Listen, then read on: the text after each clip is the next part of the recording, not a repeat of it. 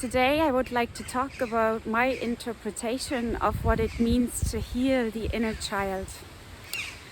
My name is Annette, and Effortless Parenting will show you how you deserve a calmer home and how to have the courage to accept that you're an imperfect parent.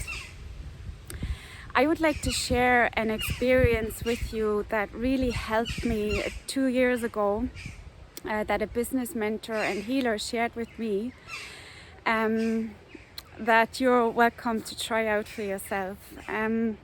She asked us to remember a situation that still causes us a lot of pain, these memories that come up, and to take our inner child. In my case, it was my 6-year-old, and put it on our lap, and as the now grown-up man and woman, to just listen to what that young child has to say. And my 6-year-old was very upset when one day, walking home from kindergarten, I went to a kindergarten that was in the neighboring village, and it was about half an hour walk, and it felt like a winter's day, and I was walking home, and I see how my family, my parents and my brother and sister passed me driving the other way. I didn't know where they went, and didn't stop for me, and I kept walking home. And I went home, and I was very upset, and I just turned on the telly, and there was a show on called Till Eulenspiegel, and I only realized the significance of this story today. So it's this old German story where you have this medieval Joker look-alike with the hat like this, and with the bells in the end, and he was basically going around playing practical pranks and jokes on people to expose their vices. And watching this show as a child, a 6-year-old, I had no idea of what that meant, and at times I was actually so scared of what I saw. I had to hide behind the chair, and I noticed that the room got darker and darker because it got darker outside. And in my loneliness, it didn't even occur to me to turn on the light. And so I felt really left out, and knowing what I know now, which is the primary need of a child, that it is to belong, I must have formed a belief at that time that I'm really unlovable if they drive away without me. And how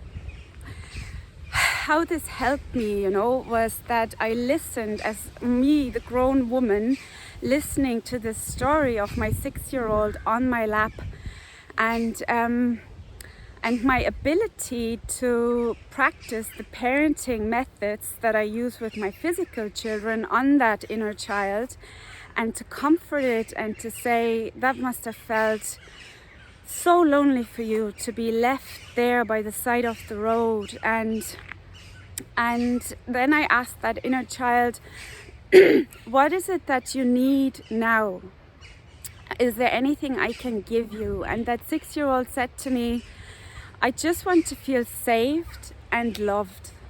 And in that moment, I kind of vowed to that child that I will keep it safe.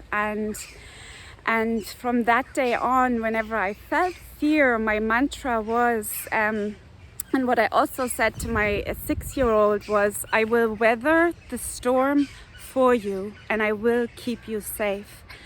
And the 6-year-old was quite happy with that, and the grown woman also was happy because of that ability to deal with my own fears. And that kind of, I think with this helped me embark on my healing journey, of that inner child. And it's coming up to a year now that I really had the courage to look at all that pain I survived. You know, there was emotional abuse, physical and sexual abuse in my childhood, and what I observed was that I wasn't only dealing with healing one inner child, but it seemed like it was my inner children of different ages. And I sometimes compare my inner children to trees. So I'm surrounded by trees here, and I just wanted to share, you know, how this healing, how I'm applying this. So here's a tree, a small one, you know. So this would be my 1-year-old, and that 1-year-old learned that when you're upset, or you know, when you're distressed in the middle of the night, you cry, and then they feed you cake, and that's how you shove it back down. And then up here is my 2-year-old, and this tree, this 2-year-old learned or couldn't run free anymore. And here is my 3-year-old behind me, and that 3-year-old couldn't express any emotion, because if she did, she would be punished for it. And then here is my 4-year-old, and the 4-year-old was dealing with the arrival of a younger sibling and how the attention got shifted and not understanding what was happening, and also experiencing moving house or apartments again. And then this one here, this 5-year-old, this one was dealing with an abusive kindergarten teacher, and moving over to the 6-year-old, and the 6-year-old I already mentioned before. And then these ones here, these are two really, really powerful trees. These are my 7-year-old and my 8-year-old, and they had to survive an abuse that was that horrific. The coping mechanism that she learned was to faint to make that abuse stop. And what one of my gifts, and I'm going to share a video in the end, which I recorded a few months ago, which I called The Gifts of My Childhood Trauma. And in one of these gifts was that I understood and observed that rage that my physical children triggered, my physical children can't make me feel anything. They just trigger some emotion that is inside me already.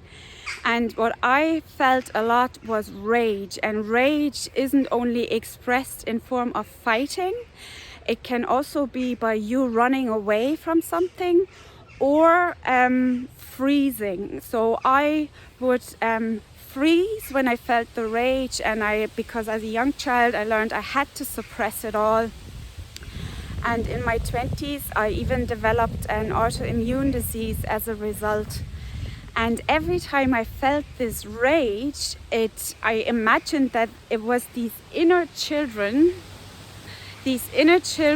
who were asking me to stand up for myself and to stand up for what I believe in, and to speak my truth without any fear of any consequences, because I learned that I can say anything in life if I say it with love and compassion in my voice. And then something really magical happened. I started speaking my truth and stood up for what I believed in, and for the first time ever I felt these inner children dancing, and inside me it felt like they were having a party and they were singing, and I felt so free. It was a freedom I can't even express in words, and that freedom is something that I would like for you to experience. And When you come and work with me, and on my website effortlessparenting.ie, you find all the options under my services of how you can work with me. We can also have a brief call where I can explain how this approach works, and we'll suss out if it suits you or not, you know.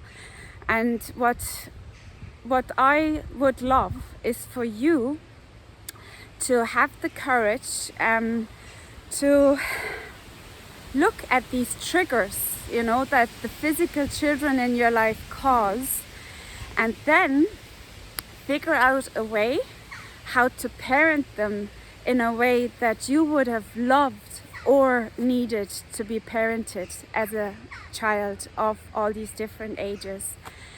And everything is in my description box below, so I would love to hear from you, and you can even leave me a comment in the comment section, and enjoy creating calmer homes.